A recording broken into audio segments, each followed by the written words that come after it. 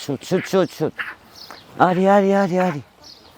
Համացանցում հայտնի դարձած Հայկն ու Լուլուն առանձնահատուկ կապվածությամբ են գրավում Երևանի կենդանաբանական այգու այցելուներին։ Թե ինչպես հավալուսնը կապվեց խնամողի հետ, ոչ ոք չգիտի։ Հայկն էլ զարմացած է փաստից, բայց իր սերն էլ թռչունի հանդեպ փոխադարձ է։ Աշխատանքային առավոտը անպայման Լուլուի որպիսությունը հարցնելուց, ապա գրկախառնվելուց հետո է սկսում։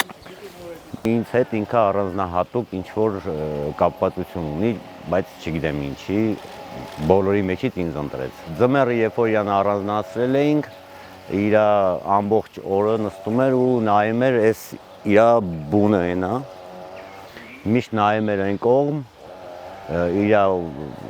ամեն օրվա բանը ընդեղ էր, որ երբ հատակեր են գնելու, բերենք իրան հետ իր տեղը։ Երևանի կենդանաբանական այգում արդեն 1 տարի է բնակվում են հարավային Աֆրիկայի էնդեմիկները՝ սպիտակապոչ գնուները, որոնք ոչնչացման եզրին էին գտնվում։ Այգու փոխտնօրեն Աշոտ Ասլանյանի խոսքով կենդանատեսակ արհեստական բազմացման եւ վերադարձի ծրագրերի շնորհիվ հաջողվել է փրկել։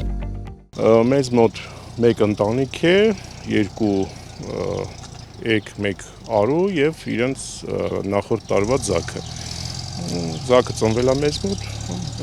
բավականին լիարժեք ընտանիք ունենք։ Երևանի կենդանաբանական այգին հավատարիմ իր բնապահպանական գործառույթներին կառավարության եւ բնության համաշխարհային հիմնադրամի հետ համատեղ իրականացնում է Կովկասյան ազնվացող եղջերուների բնություն վերադարձի ծրագիրը։ Հայաստանի ֆաունայում հանդիպում են 4 տեսակ անգղեր, բոլորը ընդգրկված են եւ Հայաստանի եւ միջազգային կարմիր գրքերում։ Անգղերի անազանց պայմաններում բազմացման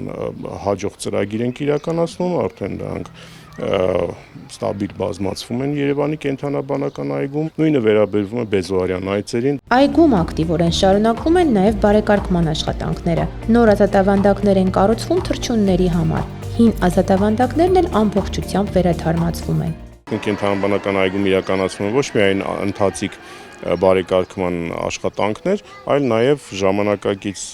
դարձնելու, համապատասխանեցնելու ժամանակակից նորմերին այս ամբողջ գործողությունը դա շարունակական գործընթաց է, որը անընդհատ իրականացվում է այգում։ Երևանի կենդանաբանական այգում կա 160-ից ավել տեսակ եւ 800-ից ավելի առանձնյակ։ Կենդանիների ցանկն անընդհատ թարմացվում եւ համալրվում է, թե ինչ նոր կենդանիներով փակագծերը դեռ չեն բացում։ Հունիսի 1-ին տարեշրջանի բացմանը այգու անակնկալն է լինելու այցելուներին։